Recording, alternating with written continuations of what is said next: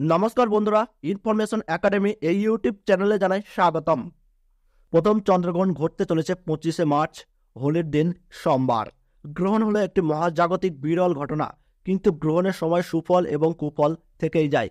গ্রহণ চলাকালীন সময়ে বিশেষ কয়েকটি রাশির উপর গ্রহের কুপ্রভাব লক্ষ্য করা যায়, যার ফলে অনেকেই কিন্তু এই সময় আতঙ্কিত থাকেন। আজকের ভিডিওটিতে আমাদের আলোচ্য বিষয় কি কি রয়েছে চলুন এক নজরে জেনে নেওয়া যাক। ভারতবর্ষ এবং বাংলাদেশ থেকে আলাদা আলাদা কোন সময়ে এই গ্রহণ শুরু হবে, কখন থেকে সূতককালের সময় পালিত হবে, তার সঙ্গে জেনে নেব গর্ভবতী মহিলা ও শিশু ও সাধারণ মানুষেরা এই সময় কোন কোন সাবধানতা অবলম্বন করবেন, বছরের প্রথম চন্দ্রগ্রহণের কুপ্রভাব কিভাবে দূর করবেন, পরিবারের কল্যাণের জন্য জ্যোতিষশাস্ত্রবিদদের তরফ থেকে কি জানানো হয়েছে। তাহলে চলুন দেরি না করে আজকের ভিডিওটি শুরু করা যাক। শুরু করার আগে ছোট্ট একটি অনুরোধ, ভিডিওটিতে একটি লাইক দিয়ে উৎসাহিত করবেন। আপনি কোন জেলা থেকে বর্তমানে ভিডিওটি দেখছেন তা কমেন্ট বক্সে জানিয়ে দেবেন, এবং আমাদের চ্যানেলটিতে নতুন দর্শক হয়ে থাকলে অবশ্যই চ্যানেলটি সাবস্ক্রাইব করে পাশে থাকা বেল বাটনটি অল করে রেখে দেবেন পরবর্তী নোটিফিকেশনগুলো সবার আগে পাওয়ার জন্য। 2024 সালের প্রথম চন্দ্রগ্রহণ ভারতীয় সঠিক সময়সূচি অনুসারে এই গ্রহণ আরম্ভ হচ্ছে ইংরেজি 25শে মার্চ 2024 সাল, আর বাংলা 11ই চৈত্র 1430 সাল সোমবার সকাল 10:23 এই গ্রহণ শুরু হচ্ছে, এবং গ্রহণের মধ্য সময় থাকছে বেলা 12:43, আর গ্রহণ পুরোপুরিভাবে সমাপ্ত হচ্ছে দুপুর 3:02।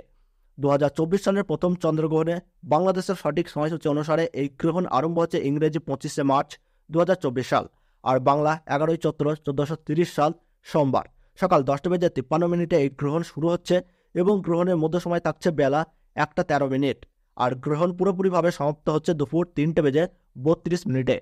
বছরের প্রথমতম চন্দ্রগ্রহণ Switzerland, Norway, Ireland, England, Spain, Portugal, জাপানে দেখা যাবে এই গ্রহণ।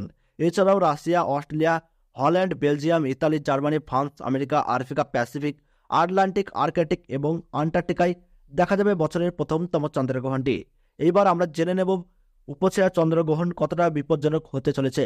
গ্রহণ একটি মহাজাগতিক ঘটনা হলেও ধর্মীয় শাস্ত্র অনুযায়ী গ্রহণকে একটি অশুভ ঘটনা অথবা অশুভ শক্তির বহিঃপ্রকাশ হিসাবে বলা হয়ে থাকে। জ্যোতির্বিজ্ঞান অনুযায়ী এই গ্রহণ কিন্তু অনেকটাই ভয়াবহ হতে পারে।